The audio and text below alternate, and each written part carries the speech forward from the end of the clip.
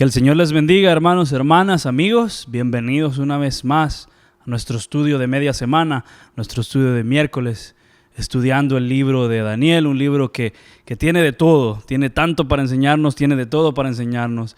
Y es una bendición para nosotros estar una vez más acá, llegando hasta su hogar, hasta su casa, para poder adorar el nombre del Señor con una alabanza y aprender más de la palabra de Él. Vamos a orar en este momento, vamos a pedirle dirección a nuestro Dios y oramos así. Padre nuestro que estás en los cielos, gracias Dios por un día más de vida, gracias porque nos permites estar en este momento haciendo tu obra, Padre, que es tu obra, Dios. Te pido dirección, Dios mío, para este momento de alabanza, Dios, y te pido dirección también para este momento de aprendizaje. Ayúdanos a estar concentrados, Dios mío, para poder aprender más de ti, Dios, y aprender lo que tú tienes para nosotros en la Biblia, Dios, en tu palabra, Dios. Te pido que nos ayudes, Dios, en decisiones futuras, Padre Santo, que hay que tomar, Dios, y te pido que seas tú, Dios mío, que tome el control de absolutamente todo, Dios. Cuida nuestra iglesia, sana nuestra iglesia, Padre Celestial, y ayúdanos a estar enfocados al 100% en ti, Padre Celestial, y no olvidarnos que tenemos que tener la vista puesta en ti, en Cristo Jesús, nuestro Salvador. En el nombre de nuestro Dios, nuestro Cristo. Amén.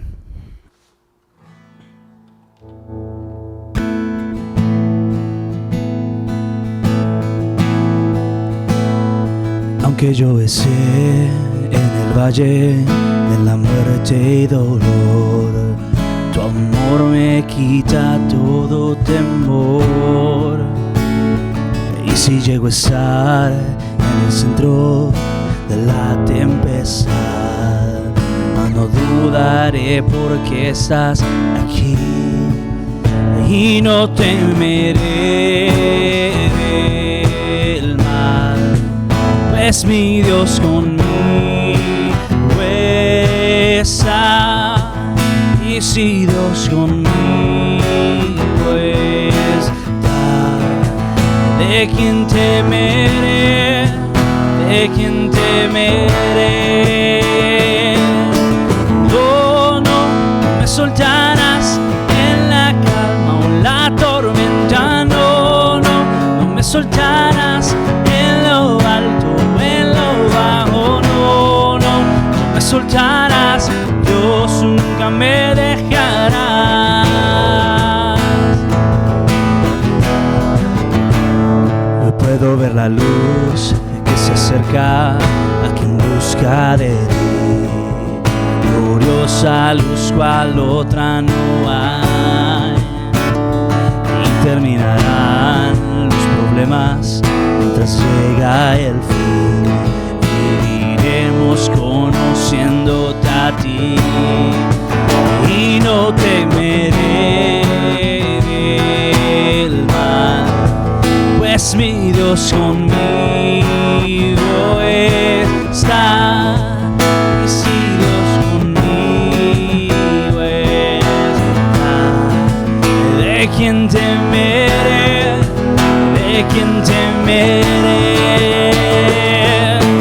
No me soltarás en la calma o la tormenta. No me soltarás en lo alto, en lo bajo. No me soltarás, Dios nunca me dejará.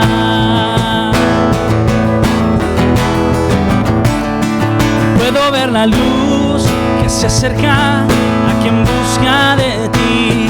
Y terminarán los problemas mientras llega el fin.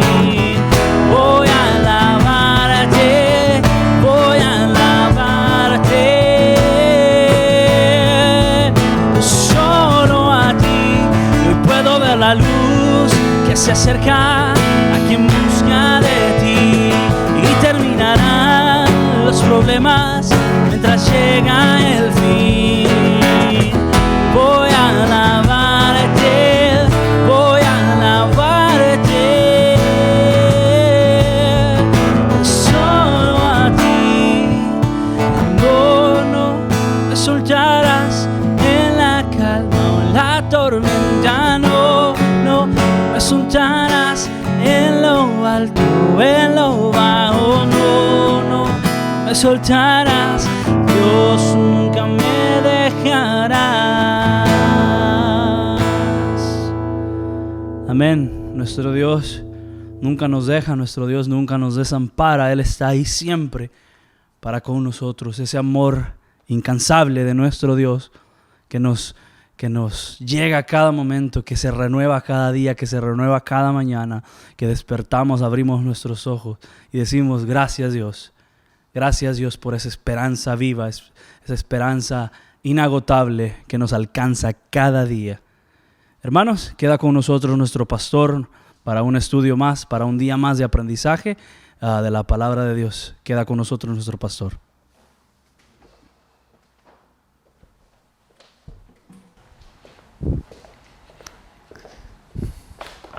Muy bien, saludos a todos. Vamos a orar antes de comenzar. Señor, te damos gracias, Dios mío, porque, Señor, siempre nos mantiene, Señor, en tus manos, Dios. Yo quiero pedirte que nos des, Señor, concentración, que nos des entendimiento, Dios mío, para poder aprender este capítulo, Señor, tu palabra, Dios mío, que es tan importante, Dios.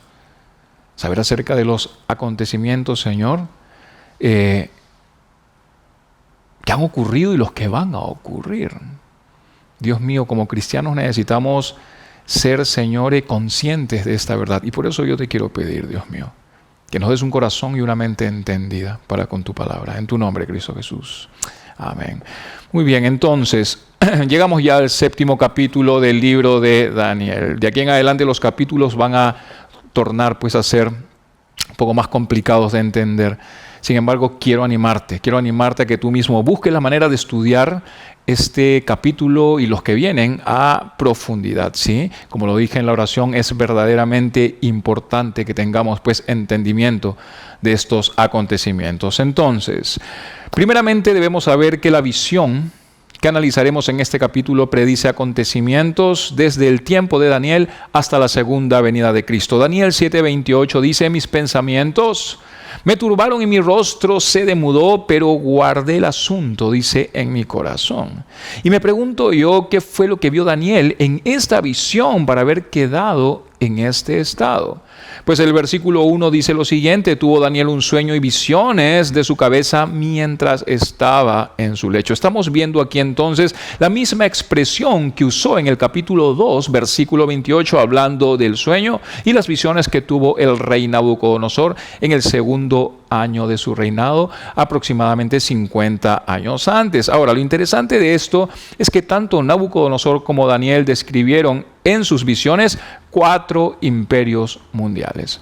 Sí, entonces, para tener un mejor entendimiento, vamos a repasar un poco acerca de estos 4 imperios mundiales.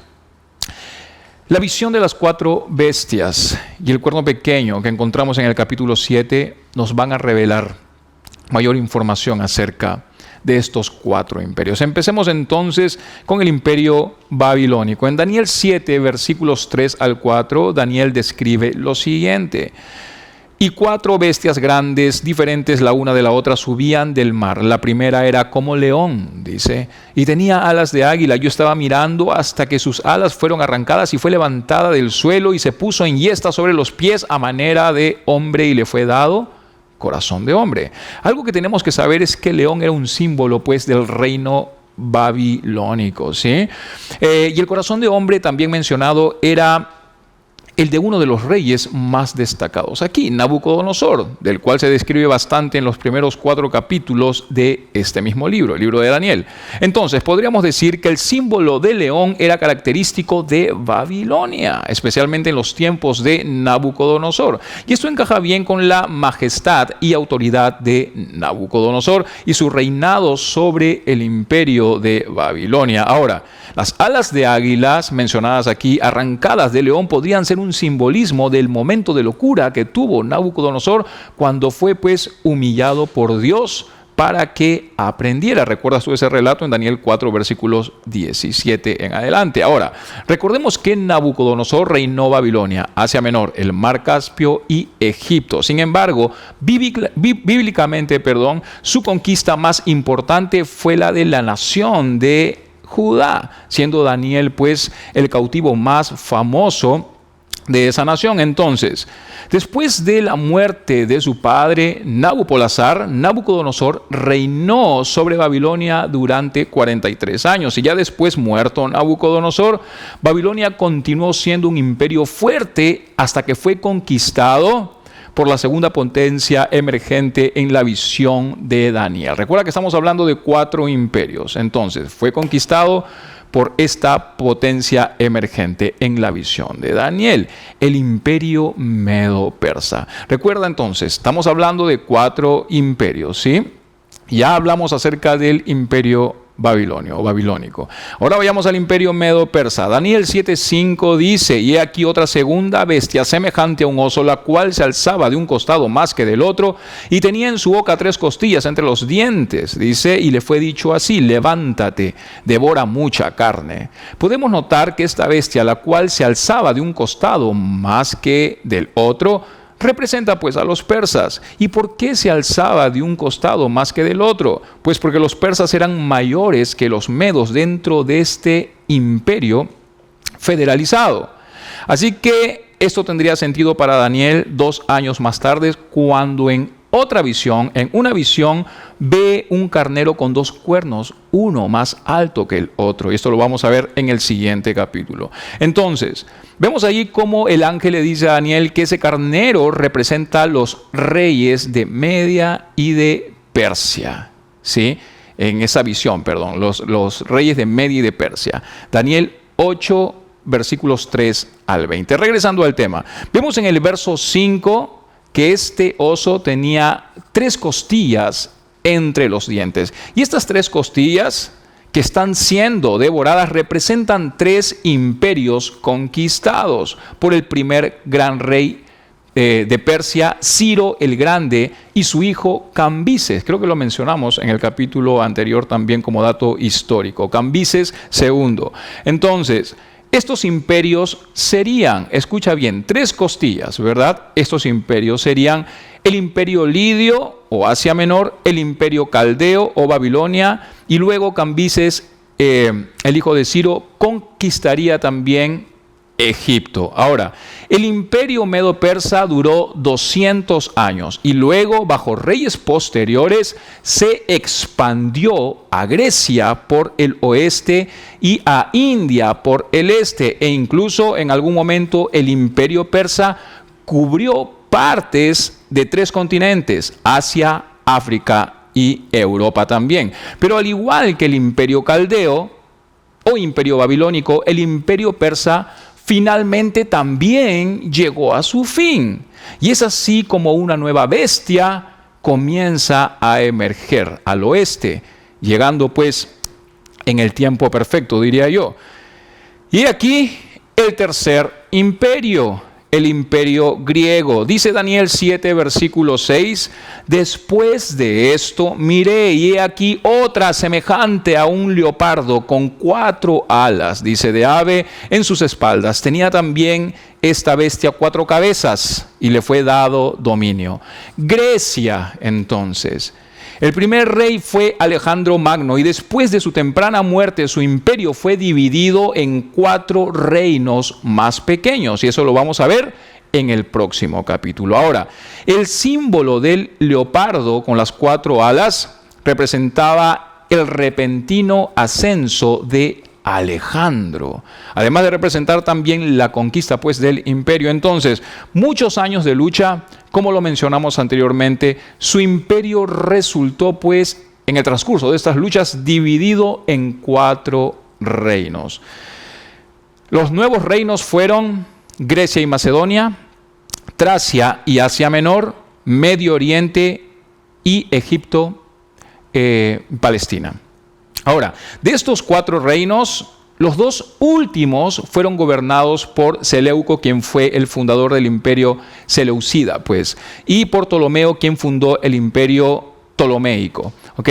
Entonces, cuando lleguemos a Daniel 11, nos daremos cuenta que estos 2 reinos, el de Seleuco y el de Ptolomeo, conocidos también como el reino del norte y el reino del sur, 2 siglos después, serían conquistados por la 4ª bestia. ¿Okay? El cuarto imperio, entonces, del cual hablaremos a continuación. Este imperio conquistó estos 4 reinos y se expandió más allá de las tierras que habían sido conquistadas por las bestias anteriores. ¿Y de qué imperio estamos hablando? Del imperio romano. En Daniel 7:7 leemos lo siguiente: después de esto miraba yo en las visiones de la noche, y he aquí la cuarta bestia, espantosa y terrible y en gran manera fuerte, la cual tenía unos dientes grandes de hierro, devoraba y desmenuzaba, y las obras, dice, hollaba con sus pies, y era muy diferente de todas las bestias que vi antes de ella, y tenía 10 cuernos. Estamos viendo entonces que los dientes grandes de hierro que devoraban y los pies que hollaban corresponden con la visión de Nabucodonosor de los 4 reinos que eran fuertes como hierro, desmenuzando y quebrantando a todos los demás. Eso lo vemos en Daniel 2, versículos 40 y 41. Para que lo entendamos mejor, cuando el imperio romano llegó al poder con los césares, devoró, quebrantó y pisoteó con sus pies los restos de los enemigos, tal cual como se describe en la visión aquí en Daniel 7. Ahora, podemos darnos cuenta que la cuarta bestia es bastante diferente a las bestias anteriores. Esta bestia tenía 10 cuernos. Daniel 7:24 dice, y los 10 cuernos significan que de aquel reino se levantarán 10 reyes, y tras ellos se levantará otro, el cual será diferente de los primeros, y a 3 reyes, dice, derribará. Históricamente, estos resurgimientos empezaron después de la caída de Roma. Sin embargo, el 10º y último resurgimiento será destruido, escucha bien, por Jesucristo en su segunda venida. Daniel 7, 26 y 27. Léelo. Ahora, Daniel 7, 8 dice lo siguiente: mientras yo contemplaba los cuernos, he aquí que otro cuerno pequeño salía entre ellos, y delante de él fueron arrancados 3 cuernos de los primeros. Y he aquí que este cuerno tenía ojos como de hombre y una boca que hablaba, dice, grandes cosas. Con respecto al cuerno pequeño, existe realmente un debate acerca de la identidad del poder señalado con el cuerno pequeño aquí. Los intérpretes más recientes asocian al cuerno pequeño con el rey sirio Antíoco Epífanes, quien persiguió a los judíos y profanó el templo de Jerusalén. ¿Recuerdas tú esa historia, verdad? Otros identifican al cuerno pequeño con el imperio romano e incluso con el papado. E incluso entre los adventistas del séptimo día podemos encontrar 2 puntos de vista. Algunos creen que así como el cuerno pequeño en Daniel 7 representa al papado, así también el cuerno pequeño en Daniel 8 es un símbolo solamente del papado, mientras que otros consideran que el cuerno pequeño, escucha bien, en Daniel 8 es un símbolo a la vez de la Roma pagana y la Roma papal. Así que aquellos que relacionan el cuerno pequeño con el papado o el poderoso sistema religioso piensan que esta alianza entre la iglesia y el Estado dio como resultado lo que finalmente se conoció como el Sacro Imperio Romano. Y sostienen esta hipótesis, ya que en los versículos 21, 22 y el verso 25, este cuerno pequeño hace la guerra contra los santos. Y una vez más, sostienen esta hipótesis, ya que a través de los siglos, cientos y miles de personas perdieron la vida, pues por medio de las inquisiciones. ¿Recuerdas tú eso? Del sistema judicial romano. Fueron muchos torturados para que confesaran que eran herejes y ejecutados porque no se sometieron a la autoridad ni a las doctrinas de la Iglesia Católica Romana ni al papado. Ahora, aunque se abolieron las inquisiciones de esa época, la Biblia indica que las persecuciones religiosas, escucha bien, volverán y tendrán como resultado muchas muertes antes del regreso de nuestro Señor Jesucristo. Sin embargo, Daniel también vio la conclusión acerca del cuerno pequeño. Conclusión: con la que yo prefiero quedarme sin tener algún tipo de favoritismo con cualquiera de estas hipótesis. Daniel 7, versículos 26 y 27 dice: pero se sentará el juez y le quitarán su dominio para que sea destruido y arruinado hasta el fin, y que el reino y el dominio y la majestad de los reinos debajo de todo el cielo sea dado al pueblo de los santos, dice, del Altísimo, cuyo reino es reino eterno, y todos los dominios le servirán y obedecerán. En otras palabras, Daniel está hablando aquí acerca del reino de Dios. Así que la visión de Daniel no podía, pues, terminar con mejores noticias. Esta profecía termina revelando que Jesús va a establecer el reino de Dios en la tierra y le será, pues, dado a los santos del Altísimo. ¡Wow! Vayamos al verso 1 de Daniel 7. En el primer año de Belsasar, rey de Babilonia, tuvo Daniel un sueño y visiones de su cabeza mientras estaba en su lecho. Luego escribió el sueño, dice, y relató lo principal del asunto. Como lo mencionamos anteriormente, esta visión vino a Daniel después del reinado de Nabucodonosor, pero antes de que el imperio babilónico fuera conquistado por el imperio medo-persa. ¿Okay? Esta primera visión, una de 4 descritas en capítulos o de capítulos 7 hasta el 12, era de algún modo la más comprensiva.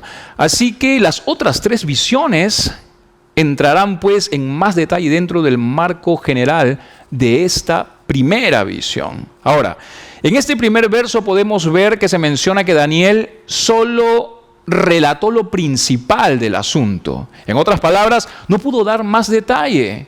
Y no pudo dar más detalle posiblemente porque el Espíritu Santo solo quería que él escribiera lo principal del asunto. No lo sabemos con certeza.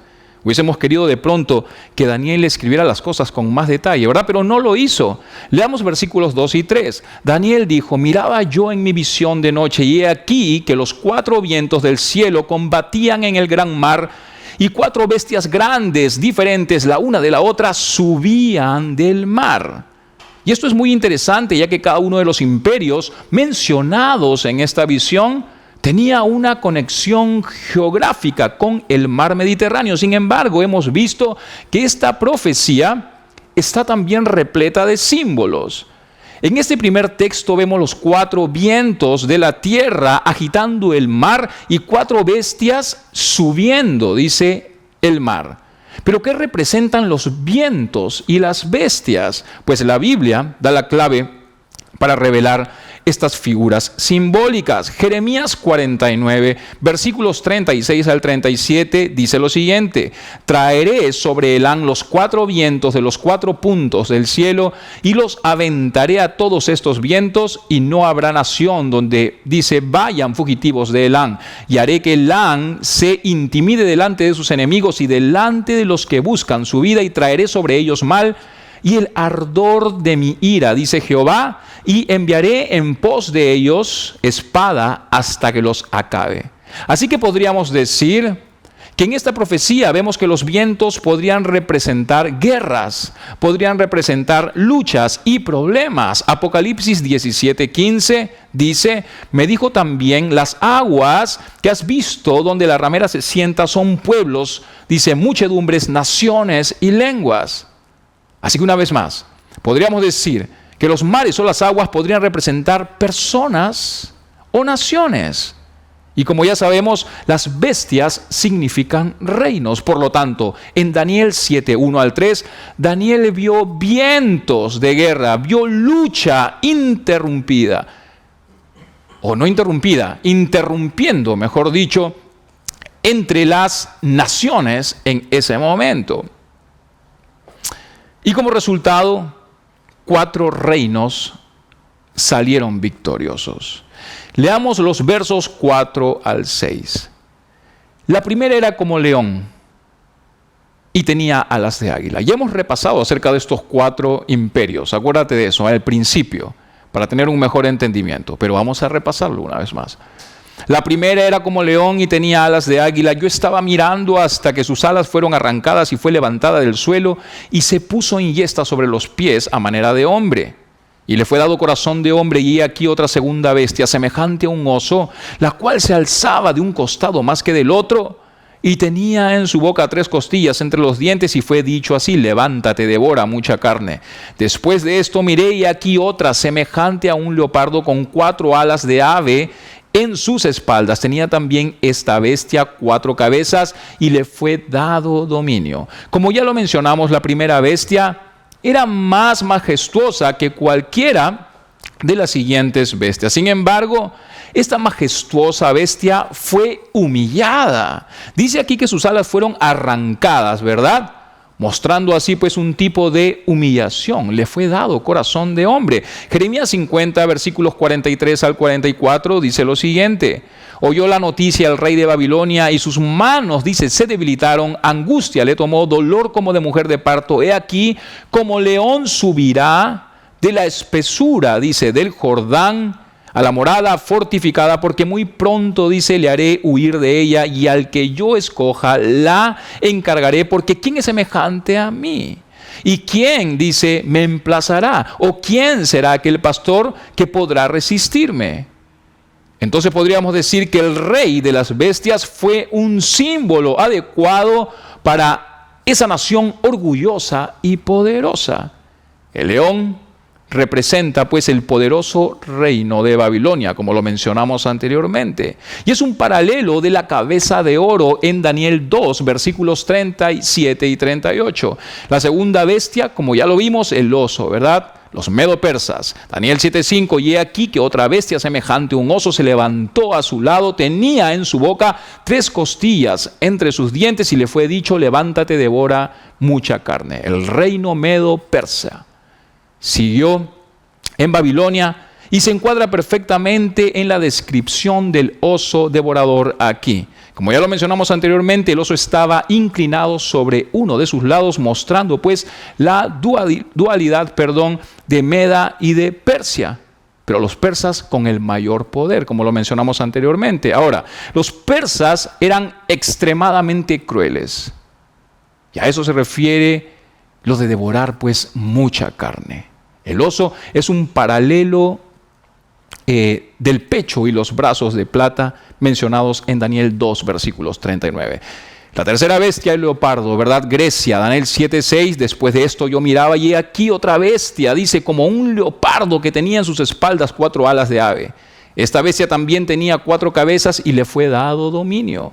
Como ya lo mencionamos también, el leopardo con 4 alas y 4 cabezas retrata pues el resurgimiento o el surgimiento de Grecia, el siguiente reino mundial. Recuerda que dijimos que las 4 alas representan la velocidad con que Alejandro el Grande conquistó el mundo, y las 4 cabezas simbolizan las 4 divisiones del reino después de la muerte de Alejandro. Ahora, el leopardo es un paralelo del vientre de las caderas de bronce, mencionadas también en Daniel 2. Ahora, leamos los versos 7 al 8. Después de esto miraba yo en las visiones de la noche, y aquí la cuarta bestia espantosa y terrible, dice, y en gran manera fuerte, la cual tenía unos dientes grandes de hierro, devoraba y desmenuzaba.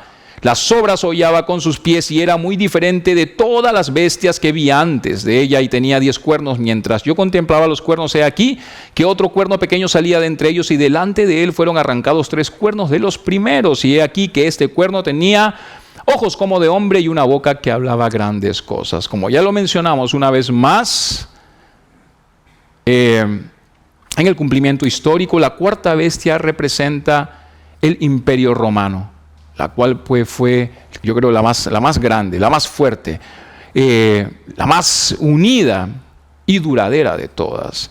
Los dientes de hierro son las piernas de hierro de la imagen de Daniel 2:40. Y los 10 cuernos de esta cuarta bestia retratan pues el quebrantamiento del poder de la Roma papal en las divisiones de Europa occidental, que finalmente fueron establecidas en el año 476 a.C. Y eso corresponde a los pies y dedos de Daniel 2, entre los versículos 41 al 43. Leamos los versos 9 y 10. Estuve mirando hasta que fueron puestos tronos. Escucha bien, fueron puestos tronos y se sentó un anciano de días cuyo vestido era blanco como la nieve y el pelo de su cabeza como lana limpia. Su trono llama de fuego y las ruedas del mismo, dice, fuego ardiente. Un río de fuego procedía y salía de delante de él. Millares de millares le servían y millones de millones asistían delante de él. El juez se sentó y los libros fueron abiertos. Aquí quiero que estés atento, que la versión King James traduce esto como tronos fueron echados.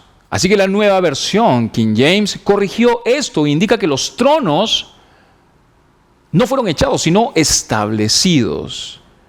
Cuando el apóstol Juan vio el cielo, él también vio tronos. ¿Tú recuerdas eso? Sin embargo, Juan pudo visualizar algo más.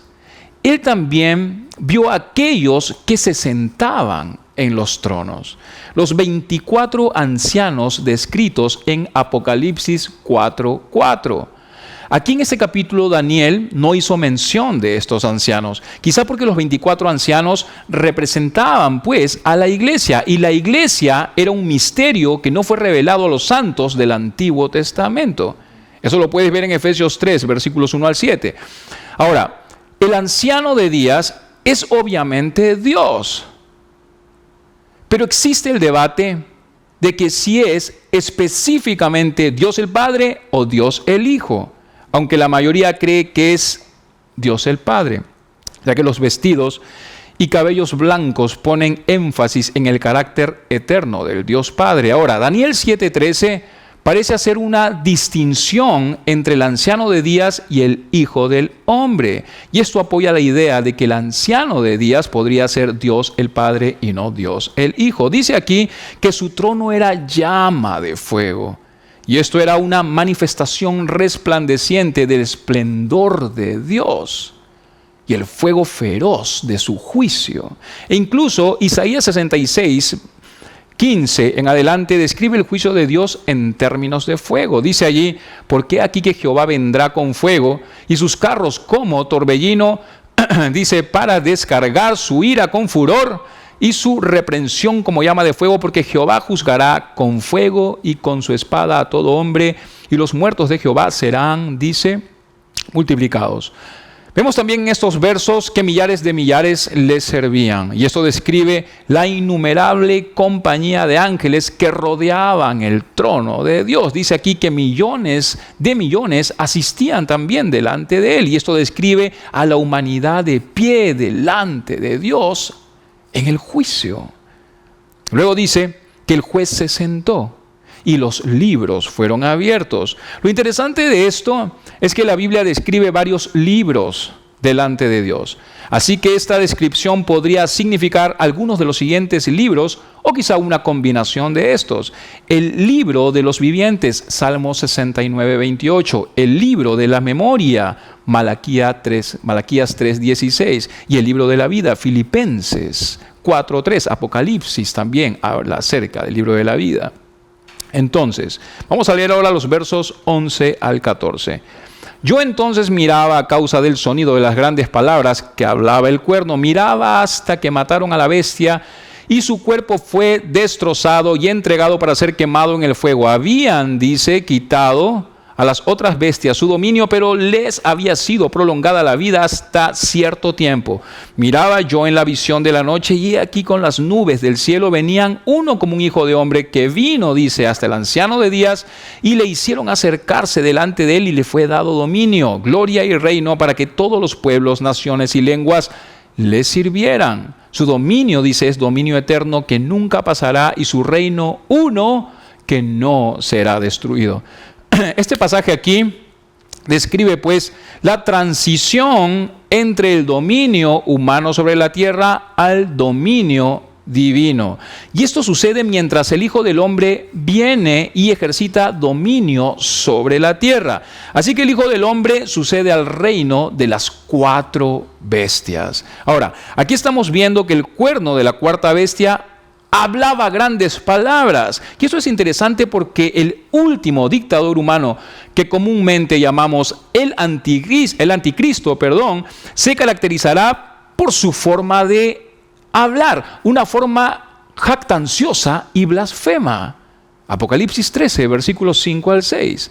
Ahora, debido a la distinción entre la cuarta bestia y el cuerno, algunos suponen que la bestia de Apocalipsis 13 no es el anticristo, sino más bien un gobierno o una administración. Dice aquí también, miraba hasta que mataron a la bestia, habían también quitado a las otras bestias su dominio. Entonces, la cuarta bestia es destruida y las otras continuarán, pero sin que tengan dominio propio. Así que podríamos decir que cuando Jesús establezca su reino, el imperio del anticristo será aplastado completamente. Pero algunas naciones continuarán hacia el milenio. Y luego entre los versos 11 al 14 vemos que dice también, he aquí con las nubes del cielo venía uno como hijo de hombre. El título de hijo de hombre era la autodesignación favorita de Jesús, de nuestro Señor Jesucristo, utilizada más de 80 veces en los 4 evangelios. Vemos que Él recibe entonces todo el dominio. Y vemos también que su reino será permanente. En otras palabras, el reino de Jesús no tendría un tiempo determinado como lo tuvieron los demás imperios. El reino de nuestro Señor Jesucristo sería permanente. Sin embargo, Jesucristo gobernará sobre esta tierra por 1000 años. Y ese es otro tema a tratar. Versículos 15 al 16 dice, se me turbó el espíritu a mí, Daniel, en medio de mi cuerpo, y las visiones de mi cabeza me asombraron. Me acerqué a uno de los que asistían y le pregunté la verdad acerca de todo esto, y me habló y me hizo conocer la interpretación de las cosas. Daniel vio todo esto, pero en verdad no entendía todo lo que veía. Y quizá por esa falta de entendimiento, su espíritu se turbó. ¡Wow! Esto nos hace pensar en mucho, ¿verdad?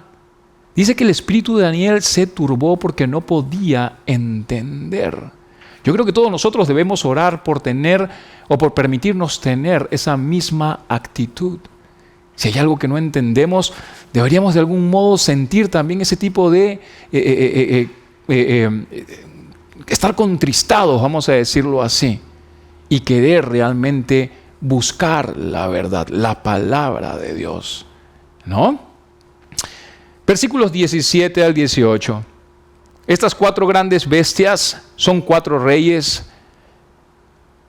que se levantarán en la tierra, después recibirán el reino de los santos del Altísimo y poseerán el reino hasta el siglo eternamente y para siempre.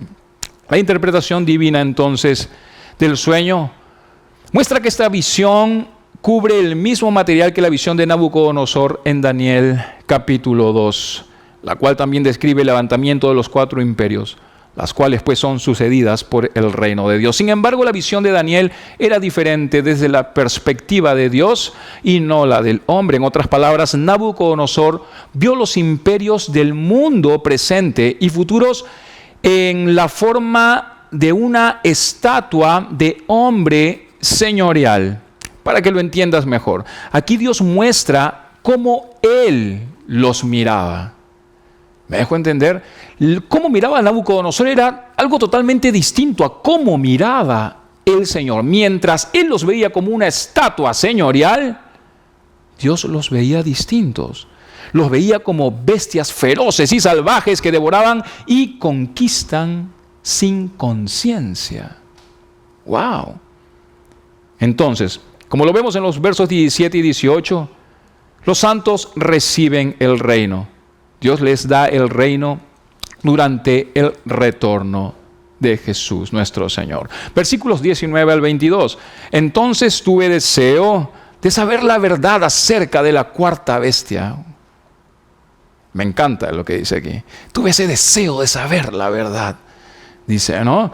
Dice, la cuarta bestia que era tan diferente de todas las otras, espantosa en gran manera, que tenía dientes de hierro y uñas de bronce, que devoraba y desmenuzaba.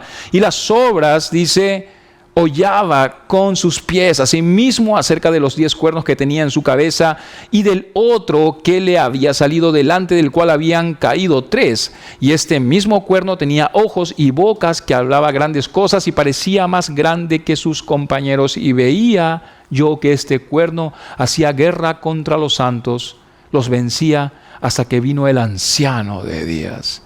Y se dio el juicio a los santos del Altísimo, y llegó el tiempo, y los santos recibieron el reino. Vemos aquí que había mucho interés entonces en todas estas 4 bestias, pero Daniel estaba especialmente interesado en la 4ª bestia, la bestia más terrible, y especialmente sobre el cuerno sobresaliente que tenía. Estamos viendo que la 4ª bestia fue interesante para Daniel debido a su gran poder destructivo, debido a su cuerno sobresaliente y debido a sus luchas, y eso es importante, sus luchas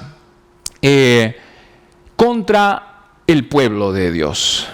Ahora, si este cuerno representa al anticristo y la lucha contra los santos, esto no significa necesariamente que la iglesia estará en la tierra como blanco del anticristo durante la tribulación. Y podemos decir no necesariamente, debido a que la palabra santos aquí en este contexto podría indicar a la iglesia o también podría indicar al remanente judío en la tribulación. Apocalipsis 12:17. Y esto es interesante tener en cuenta, importante tener en cuenta. Leamos los versos 23 al 27. Dijo así: la 4ª bestia será un 4º reino en la tierra, el cual será diferente de todos los otros reinos, y a toda la tierra devorará, trillará y despedazará. Y los 10 cuernos significan que de aquel reino se levantarán 10 reyes, y tras ellos se levantará otro, el cual será diferente de los primeros, y 3 reyes derribará, y hablará palabras contra el Altísimo, y a los santos del Altísimo quebrantará, y pensará, dice, en cambiar los tiempos y la ley, y serán entregados en su mano hasta tiempo y tiempos y medio tiempo.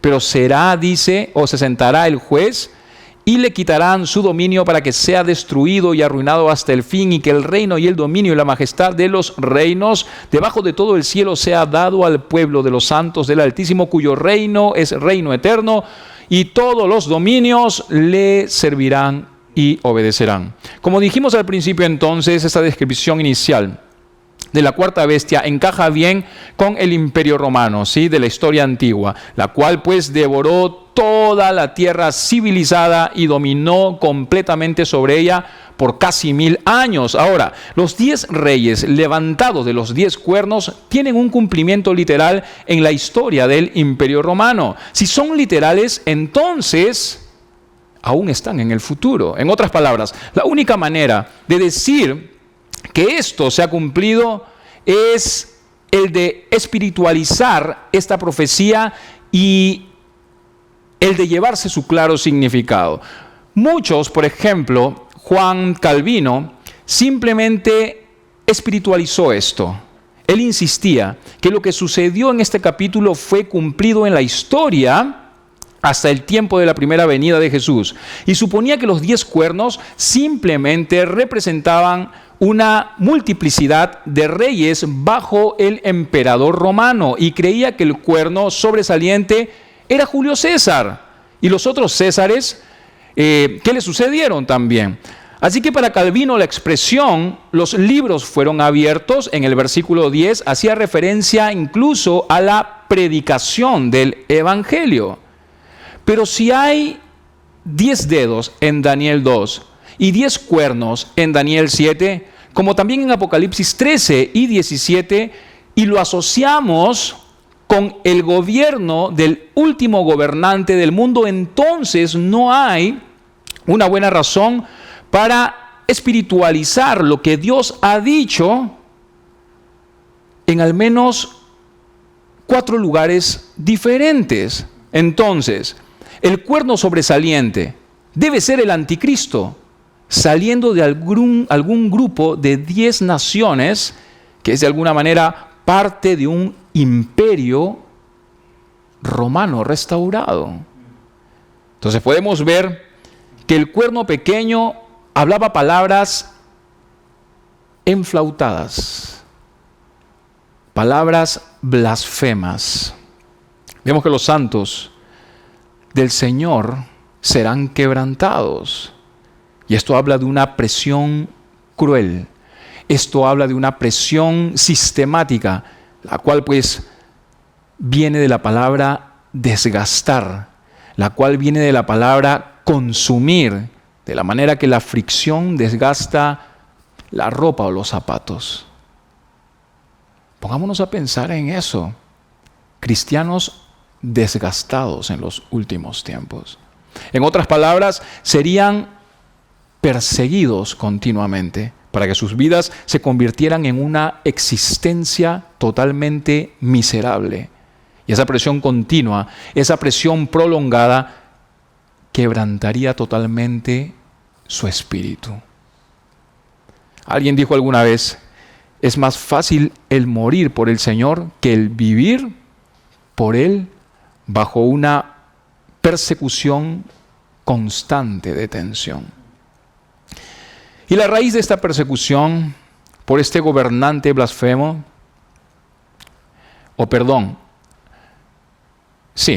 a raíz de esta persecución, el Mesías pues establecerá su reino para su pueblo. Debido a que el reino de Jesús sucede inmediatamente, este cuarto reino, ningún evento en el pasado responde esta predicción en lo más mínimo. Versículo 28. Aquí fue el fin de sus palabras en cuanto a mí, Daniel. Mis pensamientos me turbaron y mi rostro se demudó, pero guardé el asunto en mi corazón. Muchas cosas pudieron turbar a Daniel en la visión que tuvo, como por ejemplo la ferocidad del ataque en contra de su pueblo por el cuerno sobresaliente. Daniel estaba convencido que la profecía era cierta, por eso estaba turbado, porque él sabía que esta profecía era cierta, él sabía que esta profecía era palabra de Dios. Él estaba tan convencido de esta verdad que su rostro se demudó y él consideró lo que estaba a punto de suceder. Y para culminar, te pregunto yo a ti, si realmente consideras el hecho de saber que estamos en los últimos tiempos. 1 Tesalonicenses 5:2 dice, pues vosotros mismos sabéis perfectamente que el día del Señor vendrá, así como ladrón en la noche. Quiero culminar leyendo estos versos en Mateo 24. Quiero que tengas paciencia para escuchar esto y propongas tener un corazón entendido para escuchar estos versos. Mateo 24. Cuando Jesús salió del templo y se iba, se acercaron sus discípulos para mostrarle los edificios del templo. Respondiendo él les dijo, ¿veis todo esto? De cierto os digo que no quedará aquí piedra sobre piedra que no sea derribada. Y estando él sentado en el monte de los olivos, los discípulos se le acercaron aparte diciendo, dinos, ¿cuándo serán estas cosas y qué señal habrá de tu venida y del fin del siglo? Respondiendo Jesús les dijo, mirad que nadie os engañe, porque vendrán muchos en mi nombre diciendo yo soy el Cristo, y a muchos se engañarán. Y oiréis de guerra y de rumores de guerras. Mirad que no os turbéis, porque es necesario que todo esto acontezca, pero aún no es el fin. Porque se levantará nación contra nación y reino contra reino, y habrá pestes y hambres y terremotos en diferentes lugares, y todo esto será principio de dolores. Entonces os entregarán a tribulación y os matarán. Y seréis aborrecidos de todas las gentes por causa de mi nombre. Muchos tropezarán entonces y se entregarán unos a otros, y unos a otros se aborrecerán.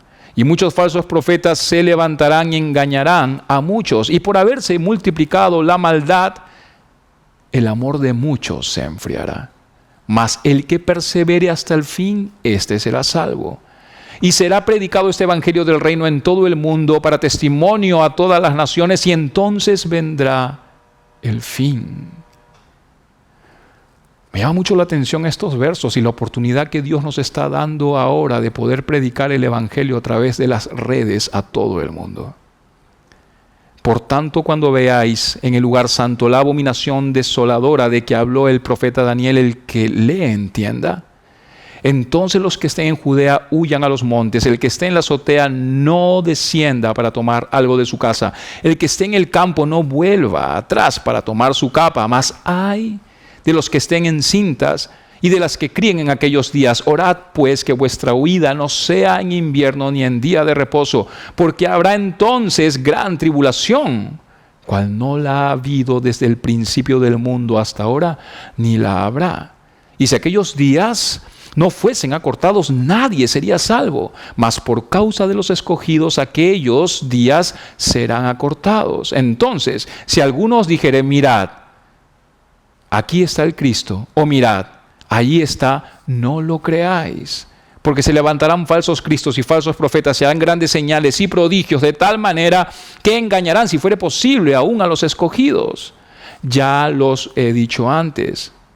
Porque como relámpago que sale del oriente y se muestra hasta el occidente, así será también la venida del Hijo del Hombre. Porque donde quiera que estuviere el cuerpo muerto, allí se juntarán las águilas. E inmediatamente después de la tribulación de aquellos días, el sol se oscurecerá y la luna no dará su resplandor. Y las estrellas caerán del cielo y las potencias de los cielos serán conmovidas. Entonces aparecerá la señal del Hijo del Hombre en el cielo, y entonces lamentarán todas las tribus de la tierra, y verán al Hijo del Hombre viniendo sobre las nubes del cielo con poder y gran gloria.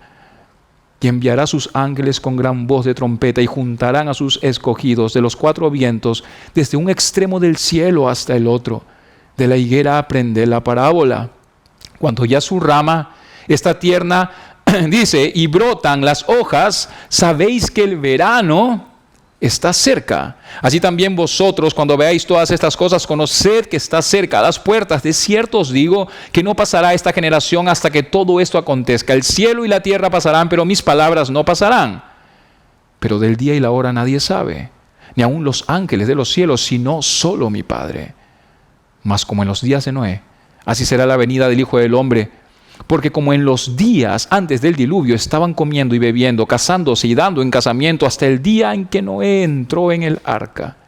Y no entendieron hasta que vino el diluvio y se los llevó a todos. Así será también la venida del Hijo del Hombre. Entonces estarán dos en el campo. El uno será tomado y el otro será dejado. Dos mujeres estarán moliendo en un molino. La una será tomada y la otra será dejada. Velad pues, porque no sabéis a qué hora ha de venir vuestro Señor. Pero sabed esto, que si el padre de familia supiese a qué hora el ladrón habría de venir, velaría y no dejaría de minar su casa. Por tanto, también vosotros estad preparados, porque el Hijo del Hombre vendrá a la hora que no pensáis. ¿Quién es, pues, el siervo fiel y prudente, al cual puso su Señor sobre su casa para que les dé alimento a tiempo? Bienaventurado aquel siervo al cual, cuando su Señor venga, le haya haciendo así. De cierto os digo que sobre todos sus bienes le pondrá. Pero si aquel siervo malo dijere en su corazón, mi señor tarda en venir, y comenzare a golpear a sus consiervos y aún a comer y a beber con los borrachos, vendrá el señor de aquel siervo en día que éste no espera y a la hora que no sabe, y lo castigará duramente y pondrá su parte con los hipócritas. Allí será el lloro y el crujir de dientes. Solo me queda decir, el que tiene oídos para oír, oiga. Vamos a orar. Señor, te damos gracias, Dios mío, por tu palabra. Estamos en los tiempos finales, Señor. Permítenos, Señor, reaccionar a esa verdad. Dios, tú vienes pronto, Cristo Jesús. Prepáranos para tu gloria y honra. Amén.